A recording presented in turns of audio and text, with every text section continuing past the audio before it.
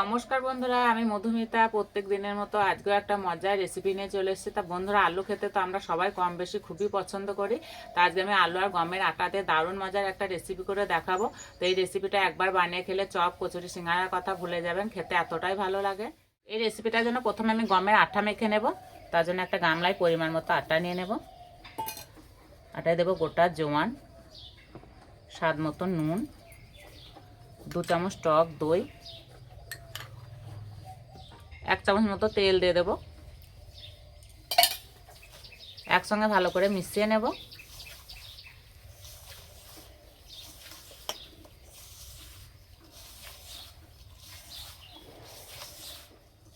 এই টক দইয়ের সঙ্গে ভালো করে মিশিয়ে নিতে হবে। এবার অল্প অল্প জল দিয়ে মেখে নেব।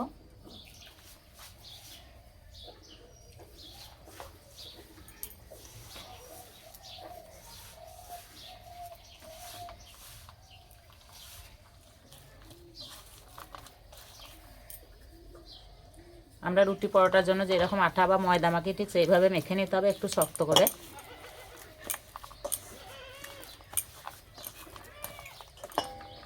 ঢাকাতে কিছুক্ষণের জন্য রেস্টে রেখে দেবো। এদিকে আমি আলুর পুরটা রেডি করে নেব। কড়াইয়ে দেব তেল,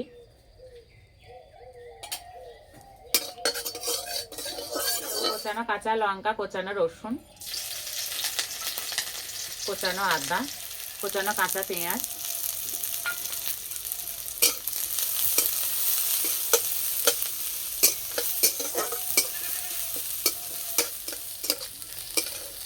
পেঁয়াজ দিয়ে একটু লাল লাল করে ভেজে নিয়েছি। এবার দেবো গুঁড়ো মশলা। এখানে নিয়েছি হলুদ গুঁড়ো, জিরে গুঁড়ো, গরম মশলা গুঁড়ো, লঙ্কার গুঁড়ো।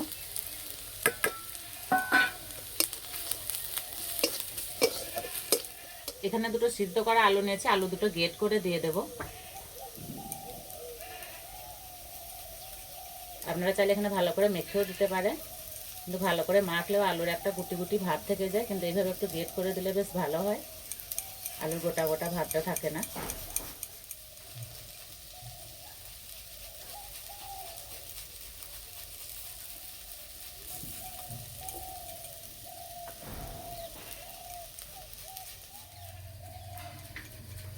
আর এই সময় উনানে আঁচটা কম দিতে হবে।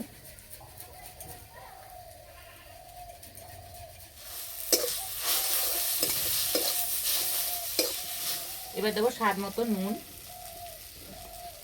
ধনেপাতা কুচি,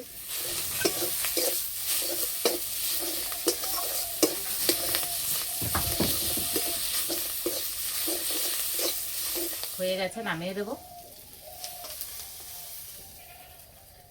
আলুর পুরটাকে ভালো করে ঠান্ডা করে নেব। চাপাটা খুলে ডোটা আর একটু মেখে নেব।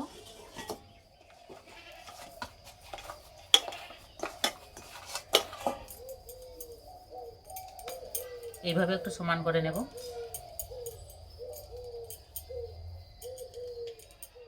শুকনো আটা দিয়ে বড় করে একটু বেলে নেব।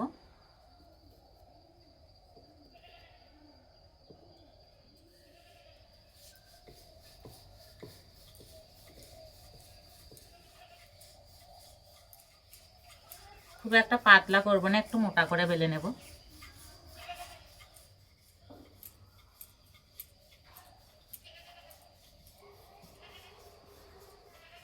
ঠিক এইরকম মোটা করে বেলে নিয়েছি।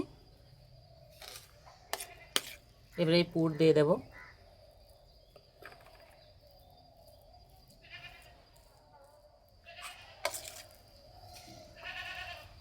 গোটা রুটিটা এভাবে দিয়ে দেব।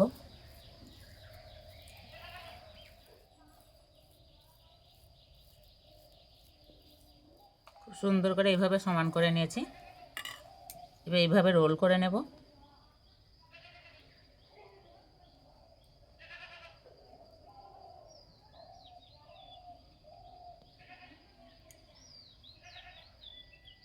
এবারে এই পাশ থেকে রোল করে নেব।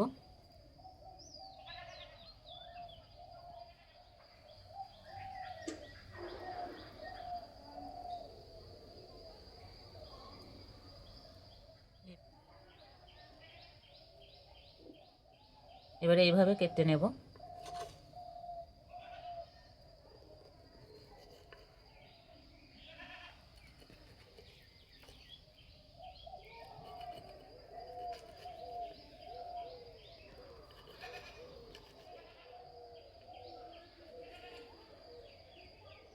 এবারে একটা করে নেব আর এইভাবে একটু সমান করে নেব।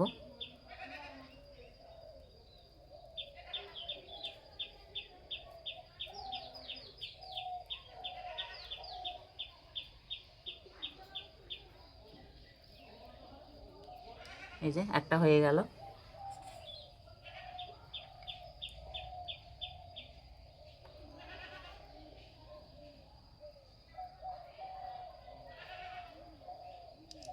বানানো যেমন সহজ, খেতে তেমনই মজা।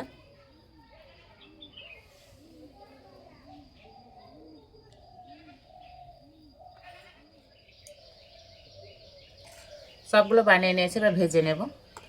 উনানে চাটু বসিয়ে দিয়েছে, চাটুটা ভালো করে গরম করে নিয়েছি, এবার তেল দিয়ে দেবো। আমি চাটুতে ভেজে নিচ্ছি, আপনারা চাইলে কড়াইও ভেজে নিতে পারেন।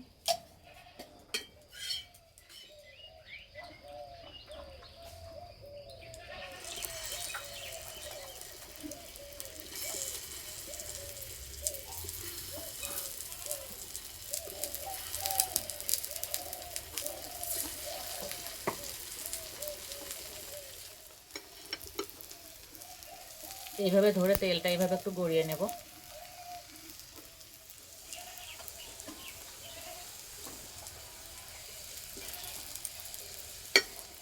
এক পিঠ ভাজা হয়ে গেছে, উল্টে দেবো।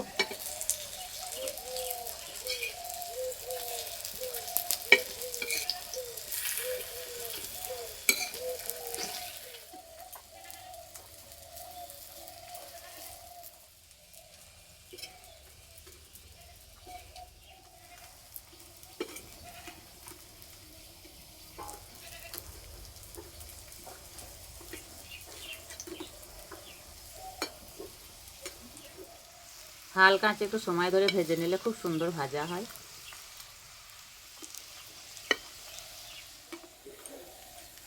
দুই পিঠে খুব সুন্দর করে ভেজে নিয়েছে, এবার তুলে নেব।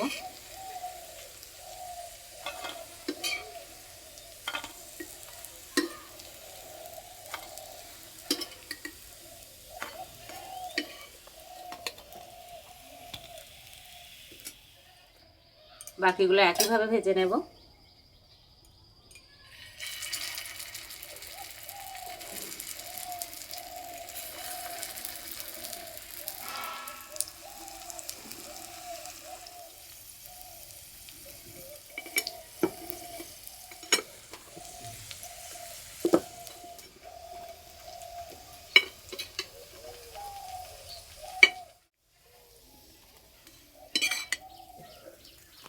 সবগুলো ভেজে নিয়েছি, আর দেখতে কতটা লোভনীয় হয়েছে। খাওয়ার জন্য একটু সস থাকলেই যথেষ্ট।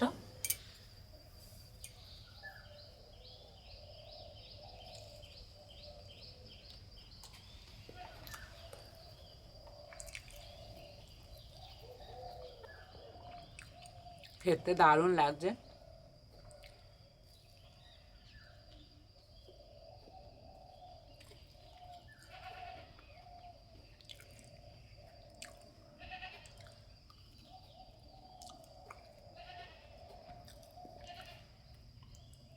একটু বেশি করে পুর দেওয়া আছে, খেতে আরও বেশি ভালো লাগছে।